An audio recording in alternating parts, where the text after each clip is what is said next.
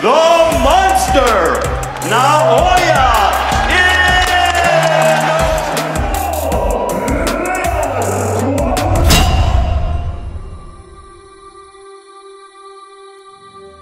Sa mundo ng boxing, may mga laban na inaabangan, may mga laban na pinag-uusapan, at may mga laban na kailangan talagang mangyari bago matapos ang isang era. You know, I'm strong, man. Inoue! We're Inoue! At ngayon, habang papalapit nang umakyat si Naoya Monster Inoue sa featherweight division, isang tanong ang muling bumabalik. Mas malakas pa kaysa sa dati. Hindi pa ba talaga tapos ang sigaw sa laban na hindi natuloy? Dapat ba talagang mangyari muna ang John Riel Casimero kontra kay Naoya Inoue bago mag-featherweight ang Monster? Ito ang viral saga ng isang laban na hindi natuloy, isang laban na hiningi ng libu-libong fans sa Japan at Pilipinas, at isang laban na tinatawag mismo ng Team Casimero at Team Inoue bilang isang unfinished business.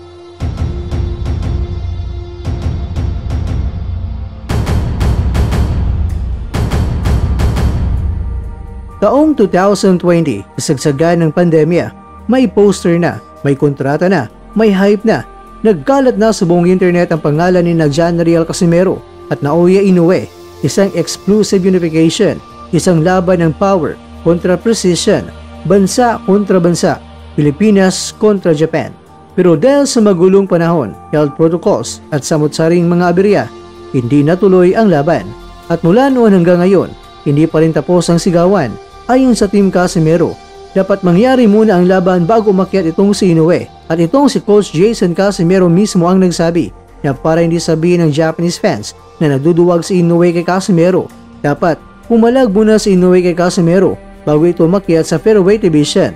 Mga kakwento, may apat na mga dahilan kung bakit dapat talagang mangyari ang laban. Unfinished business. Ito ang storyline na hindi pwedeng basta i-delete. Isang rivalry na may history, may drama at may pride. Hindi ito tulad ng ibang laban na pwedeng next time. Kung mayroon na the one that got away sa pag-ibig, meron namang the fight that got away. At ngayon, hiling ng ilan ay baka pwede pa itong maibalik. Pangalawa, legacy fight para sa dalawa. Para kay Inoue, isang paraan para tulukan ang mga nagsasabing iniiwasan niya ang awkwardness at unpredictable power ni Casimero. Para kay Casimero, ito ay isang pagkakataong makaharap ang pound for pound monster at ipakita kung bakit siya tinatawag na Quadrualas. Pangatlo, hype level. Para kay Mr. Kwento ay agad itong mag-viral sa Pilipinas at sa Japan, sa YouTube, TikTok, Facebook. Lahat ay mag-aabang, lahat ay parang mag-aaway at kampihan. Pero ang tanong mga kwento ng marami na naghanap ng kasagutan, kaya ba talaga ni Casimero ang monster o di kaya'y ilang daang milyon ang pagitan ng dalawa? Para wala na excuses, naririnig ng mundo ang sigaw ng mga boxing fans. Tapusin mo na business mo Inoue kay Casimero bago ka umakyat.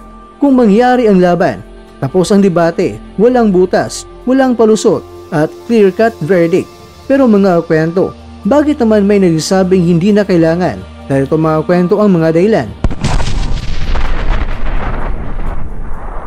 Una, magkaiba na ang trajectory. Hindi na pareho ang tinatahak nila na landas. Itong si Inoue, isang undisputed, Hall of Fame bound, history maker, habang si Casimero, still dangerous, pero ibang level na ang tinatakbo nila. Pangalawa, business decision. Para sa Team Inoue, high risk, low reward itong si Casimero. Hindi world champion itong si Casimero sa ngayon. Pangatlo, sayang ang featherweight momentum.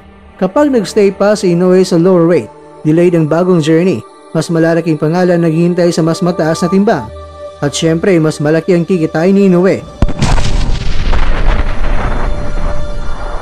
Ang isa sa mga target ng Team Inoue ay magkaroon ng rematch na Inoue at Stephen Fulton, pero sa featherweight division na, at muling nakatayan na naman dyan ang world title belt ni Fulton dahil siya ay world champion na naman ngayon sa featherweight division. Kaya mas kabisado na ni Inoue si Fulton. Kaya kung akyat man siya ng timbang ay siya ang posible na unang pipiliin ni Inoue. Pang-apat, hindi na kailangan pa ni Inoue na patunayan ang kanyang greatness. Sa resume pa lamang, solid na.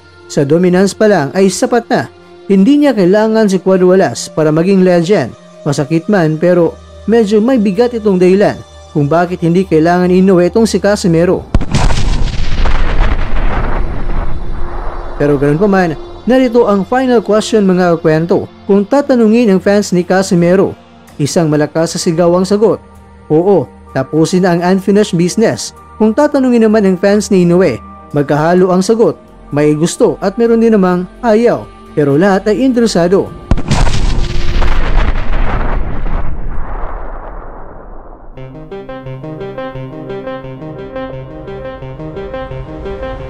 Mga kakwento, ito ang laban na hindi kailangan na may ukit sa kasaysayan ng boxing. Pero hinahanap pa rin at tinitibok ng mga puso ng boxing community.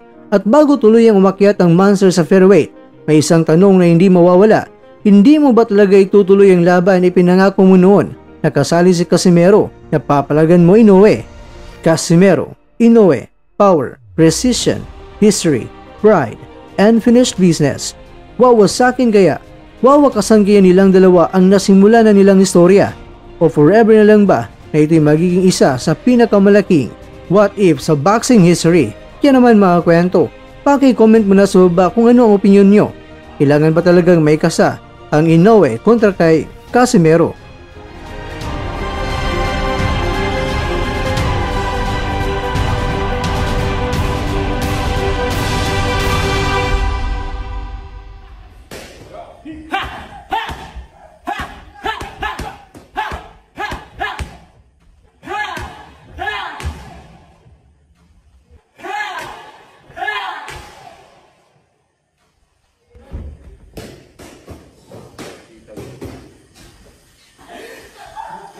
Scripted. Scripted na. Ang yawa mo, sakit kayo. Hindi ko katawan ko Elods. Bugbog na masyado. Oh. Mo ano? Namuha na sa scripted. At dyan, nagtatapos ang ating kwento.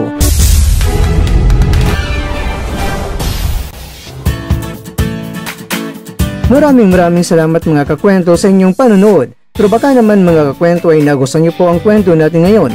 Baka pwede niyo po akong mabigyan dyan ng like, subscribe at pa-click na rin sa bell button.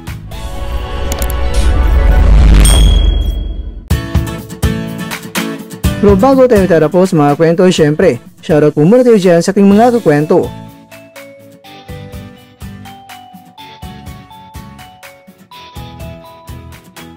At ikaw kwentong nanonood ngayon, shoutout sa iyo dyan. Bueno, hanggang dito na po muna ang ating kwentuhan. At abangan nyo na po ating susunod na video. At dito na po yan sa isang channel na kung saan maaring ito'y mga kwentong di pa na kwento sa inyo.